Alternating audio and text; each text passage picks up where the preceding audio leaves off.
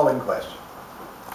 Would the Dewey Commission, with all its biases and all its problems, have reached the conclusion that it did reach, that Trotsky was not guilty, if its members had known that Trotsky was lying to them? Almost certainly not. This means that the Dewey Commission hearings have been invalidated.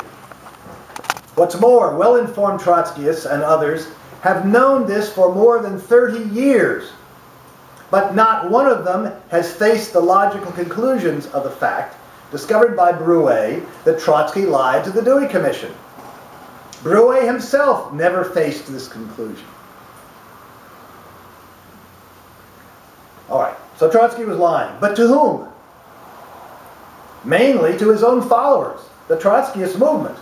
After all, who read Trotsky's essays, his Bulletin of the Opposition? Aside from the NKVD, mainly the Trotskyists themselves. And we know, and I provide documentation in my book, we know that they believed what Trotsky wrote. They did not know that Trotsky was lying to them. Now, just here's a little aside about lying. If you're going to have a serious conspiracy, folks, you're going to have to lie. Okay? Period. Moreover, historians shouldn't get involved in moralizing. It's incompatible with objectivity. The fact that such moralizing about the Stalin era and the Soviet Union is all but universal in the writings of all anti-communists and Trotskyists does not make this less true. It is just more evidence that the academic field of Soviet history is a corrupt field where lying and dishonesty are an aid to, if not a prerequisite for, academic success. So I don't blame Trotsky for lying. But what Trotsky wrote should never be accepted as true or reflecting what he really thought. Let me sum up so far. We need to be objective. This means we need to doubt, suspect our own personal preconceived ideas, biases, and prejudices most of all. After all, what ideas are most likely to mislead me? Yours or mine? Mine. Right? What ideas are most likely to mislead you? Mine or your own? Your own. That's what you need to do if you're going to be objective. You need to doubt and question your own preconceived ideas. That's number one. We need to be objective. We cannot have any sacred cows. We need to be materialists. What does that mean? We need to decide historical truth or falsehood on the basis of evidence and logical deductions from the evidence, and not on any other basis. If, as is virtually always the case, we have been taught that the Moscow trials were frame-ups, the defendants were tortured or threatened, etc., to give false testimony, to falsely confess to crimes that they never committed, then we have to force ourselves into an objective, scientific, evidence-based frame of mind. We have to proceed on the knowledge that there is not now, nor has there ever been, any evidence that these widely accepted, indeed almost universally accepted beliefs about the Moscow trials are true. There is no evidence that the Moscow trials were frame-ups. All right. Concerning evidence, what sort of evidence should we expect to exist in the case of a conspiracy such as Trotsky's? The answer is either nothing, no evidence, or very little. Conspiratorial details are simply not written down. In my 2009 article entitled, quote, Evidence of Leon Trotsky's Collaboration with Germany and Japan, which is on my webpage, it was published in Cultural Logic, an online journal, and I have a link on my webpage. I cite evidence from an article in the Comintern's journal and another from a CIA source that in such conspiracies nothing should ever be committed to writing.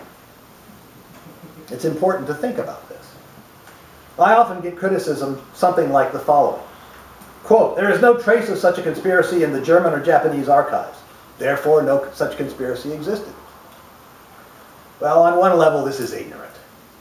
People who say this have never studied either the German or the Japanese archives, or conspiracies in general, and so have no idea what could be expected and what could not be, but I hear it all the time.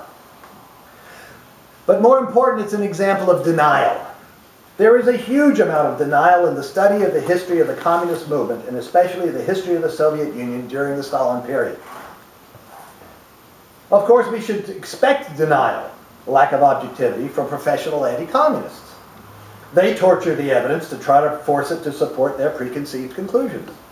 And they will omit evidence that they don't like, evidence that doesn't fit, or that tends to disprove their preconceived conclusions. In short, they aren't interested in the truth, right? It's propaganda with footnotes, that's what I like to call it, right? But there's also a great deal of denial on the left by persons who claim to be Marxists. That is, materialists, right? All Marxists are materialists. But in fact do not know how to practice, to operationalize materialism and objectivity in historical research. In the case of Leon Trotsky, this denial is very widespread. For example, no book on Trotsky makes more than the slightest reference to the revelations from the Harvard Trotsky archive. And it is very rare that a book on Trotsky makes any reference to these important documents at all.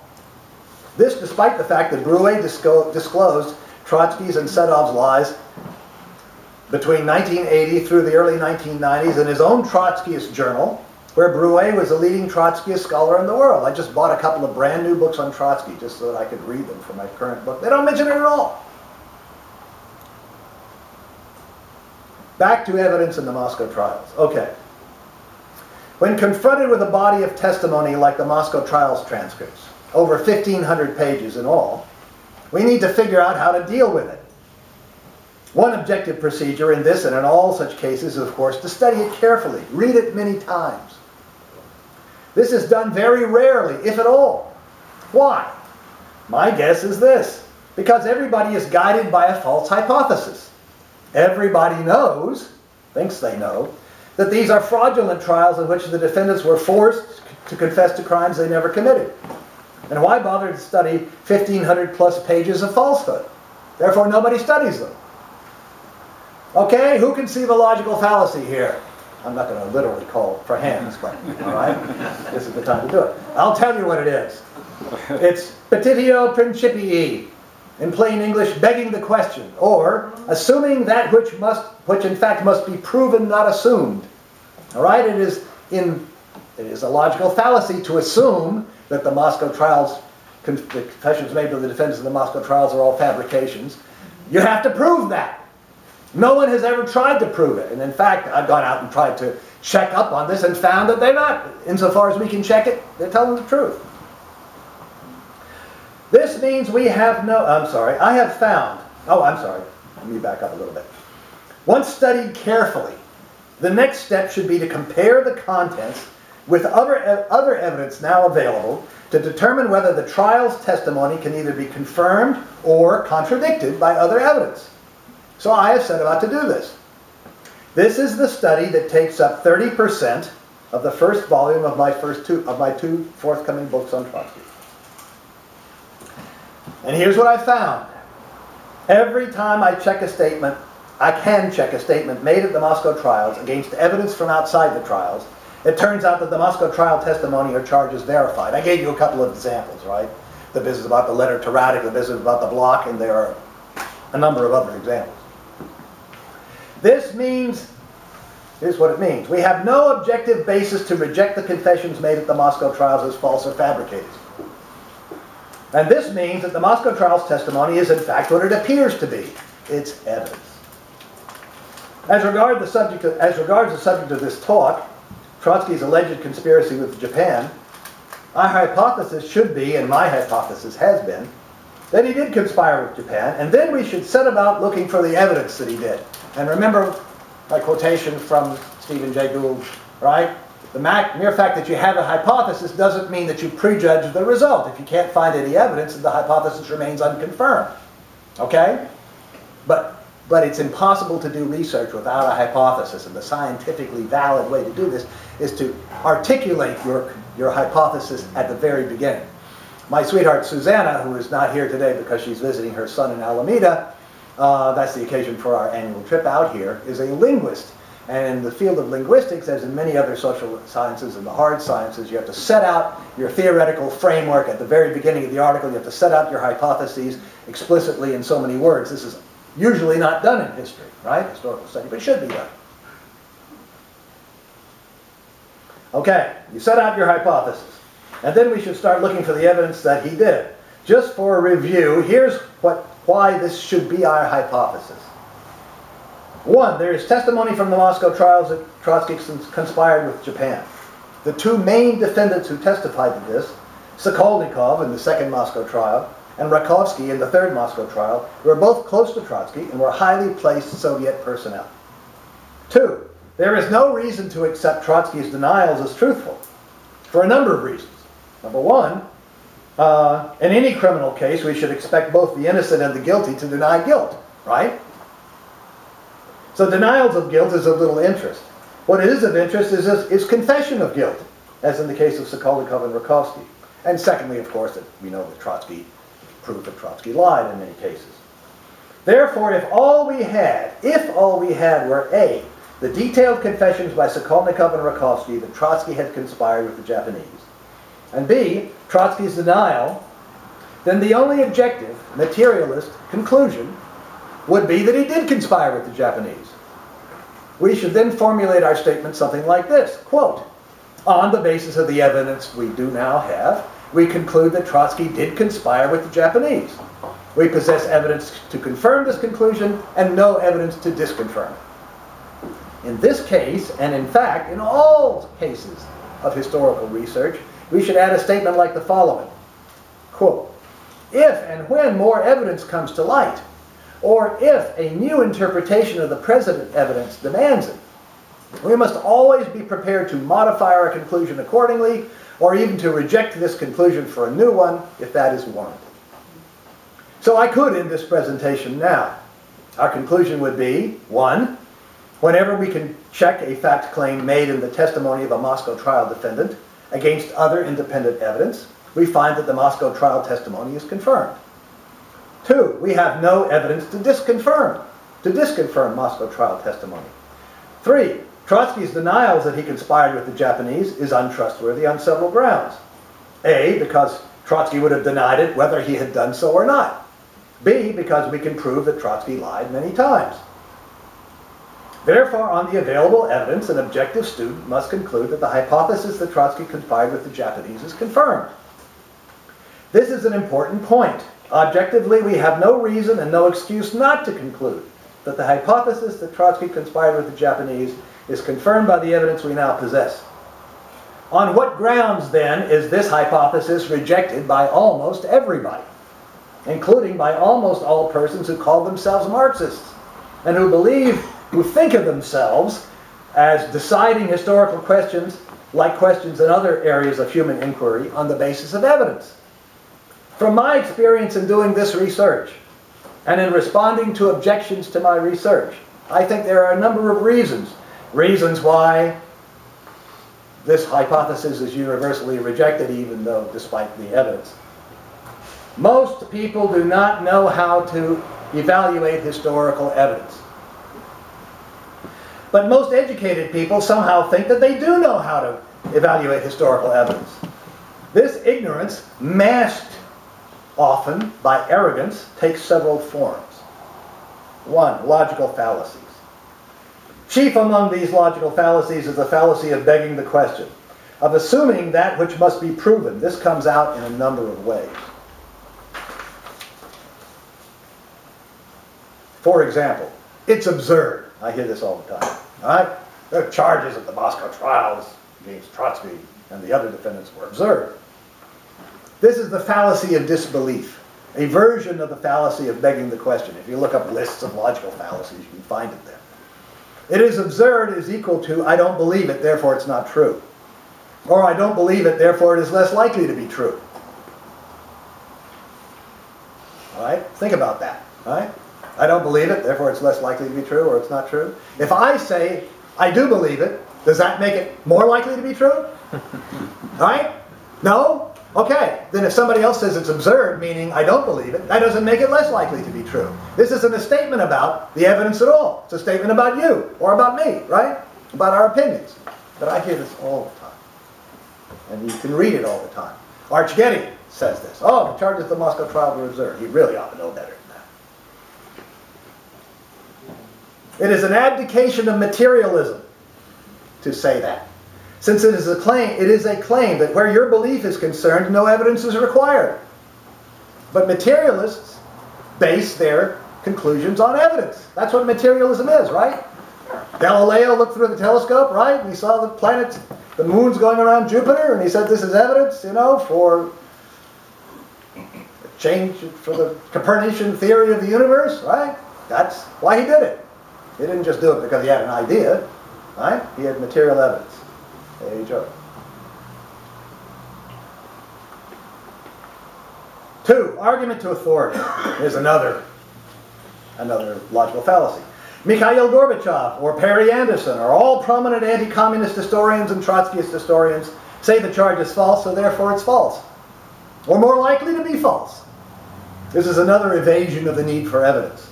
The fact that the consensus of experts could be, fact is that the consensus of experts could be wrong. And in fact, in the field of Soviet history of the Stalin period, the consensus of experts usually is wrong. Truth is not determined by consensus. Right? You follow me? Much less by the consensus of anti-communists and Trotskyists. 3, I'm often told, quote, this is by a friend of mine, Grover, I don't find your arguments persuasive. My response goes like this. Quote, persuasion is a form of propaganda or public relations. Persuasion depends on the mindset of the person you're trying to persuade. Upton Sinclair once wrote, quote, it is difficult to get a man to understand something when his salary depends upon his not understanding it. A person with very fixed preconceived ideas cannot be persuaded by any evidence, no matter how good.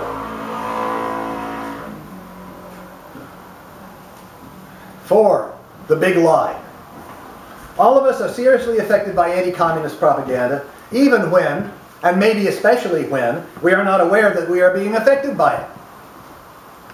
Much of this has to do with what is called a big lie. Repeat something over and over again, get different so-called authorities to repeat it so it appears to come from different sources, decorated with scholarly-looking footnotes, and people with scholarly-sounding affiliations, get the mass media to accept it as factual, and it will be believed. This is especially the case with Stalin-era research, since there are sources with a left cover, Khrushchevite, Gorbachevite, and I'm afraid to say Trotskyist, who give that propaganda a kind of credibility among leftists that blatantly Cold War propaganda could not get by itself. Trotskyism was a small and shrinking sect until Khrushchev gave his secret speech in 1956. According to Trotsky admirer David North, he's one of the top Trotskyists in the United States, this is what gave modern Trotskyism its biggest boost, Khrushchev's speech. Since then, Trotskyist writers cite Khrushchev and post-Khrushchev Soviet writers as evidence, because their line about Stalin is pretty much identical. But remember, the truth isn't established by consensus. Okay? The statement of an expert isn't evidence. Obviously, a great many Marxists and a great many others who think of themselves as sober-minded materialists need to think about this. The combination of all the forces I outlined above, anti-communist propaganda, the consensus of both anti-communist and most pro-communist experts, ignorance of how to deal with historical evidence, lack of experience in dealing with historical conspiracies and the special evidentiary problems they pose for the historian, the big lie, intellectual arrogance, in short, the insidious infection of idealism, of idealist ways of thinking, of believing that in this one area at least, opinions, not evidence, are the way of getting at the truth. All of these elements have led us astray, led us to misunderstand, misinterpret, misprize, despise, and ignore the only important matter, evidence. So no, I am not saying that you should have just believed the Moscow trial's testimony. I am saying, why do you just believe what you have been believing all these years about, for example, Trotsky? Why do you just believe all the horror stories about Stalin's supposed crimes? That's the interesting question for any materialist, and a fortiori for any Marxist. Now, yes, we do have some other evidence that Trotsky collaborated with the Japanese. It is, of course, circumstantial. There is no smoking gun. None can be expected. It comes from a careful reading of the documentary material. By the way, I was saying to one of you before the talk, one of the criticisms often leveled by anti-communists, Trotskyists, and Trotsky himself about the Moscow trials is that there's no material evidence. That is to say, nothing on paper, right? No documents. Even Trotsky, if you read the 1,500 pages or so, even Trotsky said, well, there was a little bit, but too little, right? Frankly, if there was substantial documentary evidence of these conspiracies alleged in the Moscow trial, I would heavily suspect forgery by the Soviets, because what intelligent conspirators would leave such incriminating documents around, right? They would never do so. But we do have some other evidence of Trotsky's collaboration with the Japanese. It comes from a careful reading of a lot of documentary material, including, of course, Trotsky's own works. The documents containing this evidence are not newly discovered, but no one else has recognized what's in them because no one else has been looking. What have others been looking for? In the case of anti-communists, they've been looking for more evidence that Trotsky was innocent, was framed by Stalin, was far-seeing, brilliant, able to discern what was really going on in the Soviet Union, even though he wasn't there and had very little information to go on. Anti-communists have been looking for any evidence that might support their preconceived notions that Stalin was evil, the Moscow trials were frame-ups, and so on. Trotskyists have been looking for the same things, plus anything that might be twisted around into evidence to support the cult of Trotsky. My hypothesis is, quote, Trotsky lied about so many things concerning his activities against the Soviet regime. Let's look for evidence that he conspired with the Japanese. While studying Trotsky's essays about the Kirov murder, I discovered what I realized was a tell. Those of you who play poker, you know what a tell is. A tell, short for telegraph, is a false move by which a poker player unconsciously signals what he has in his hand. In his essay on the Kirov murder, Trotsky's tell was this. Quote, this is a quote. The only way to forestall Stalin's lies is to expose them in advance. But how could Trotsky possibly expose Stalin's lies in advance? Briefly, that's what got me started. My hypothesis here was as follows, quote, Trotsky could expose Stalin's lies in advance because Trotsky knew in advance what the NKVD investigators would eventually discover. And he knew what they would discover because he himself was involved. Doing this kind of research, the needle in the haystack kind, really is like the example that Stephen Jay Gould discusses in that essay, and now you can see why it's called Dinosaurs in the Haystack. In fact, you could call this talk, my talk today, Leon Trotsky's Conspiracies in the Haystack, because you have to search through that haystack of material to find the needle, a little bit of evidence. This is the kind of evidence I have found that can only be explained by the hypothesis that Trotsky did indeed collaborate with the Japanese. It is very much like that matchstick buried in the mud in the Sherlock Holmes story Silver Blaze, destined never to be found unless someone came along who was armed with the right hypothesis, a hypothesis according to which that matchstick ought to be there. Likewise, it is very like Peter Ward's fossils in the Cretaceous-Tertiary boundary, that no one had noticed before because they were not looking for them. The demand for certainty, once again. Most people want certainty. They are not certain what they mean by certainty, but they know that's what they want. For many of them, certainty is a smoking gun, something big and obvious. Some piece of evidence that puts the solution to the mystery pretty much beyond question, like a revelation from a Japanese or a German archive. In general, the demand for certainty, I have found, is a technique of denial, often unconsciously. I have been told many times, quote, If there's no certainty that Trotsky collaborated with the Japanese, then he didn't. Sometimes, though, the demand for certainty reflects ignorance of the way historical research works. Meanwhile, you can buy a copy of my book on what Trotsky was really doing during the 30s. Volume 1 will be out, will be published next year. Those of you who can read French may want to check my forthcoming book on the Katyn massacre. It's going to be published in French only. In it, I discuss the fact that the evidence now available proves the Katyn massacre narrative is a lie, that there is no evidence the Soviets carried out this massacre, and good evidence they didn't. Now, after this presentation, you should not be surprised to find out that the evidence that demonstrates this is ignored and suppressed. My book will show that suppression too.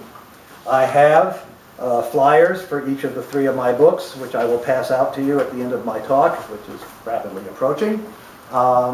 You can order a copy. I don't have them here because they're very heavy to carry, but you can order them online, and there's a special price. And I'll pass them out right now. And lastly, I want to thank you for your attention here. I'll be glad to respond to any questions, including the most, the sharpest kinds of criticisms. Thank you very much for listening.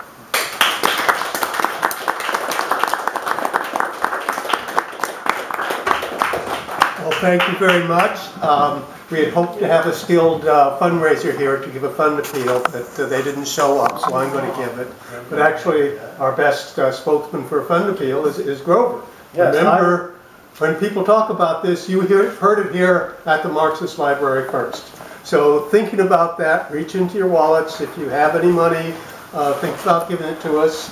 If you don't, all of our talks are free, so if you don't have any money, you don't need to put in an IOU or anything, but we do appreciate your funds. And I also want to say that... let me start. I would like to start off by donating $100. Oh, wow. Thank you very much. We can get it back to you really quickly. We should invite you more often. every day, right? The library is in process of renovating, doing a lot of remodeling, and has plans to do some other things. So your funds will be well spent. You can rest assured of that. And we will continue to bring excellent talks like this.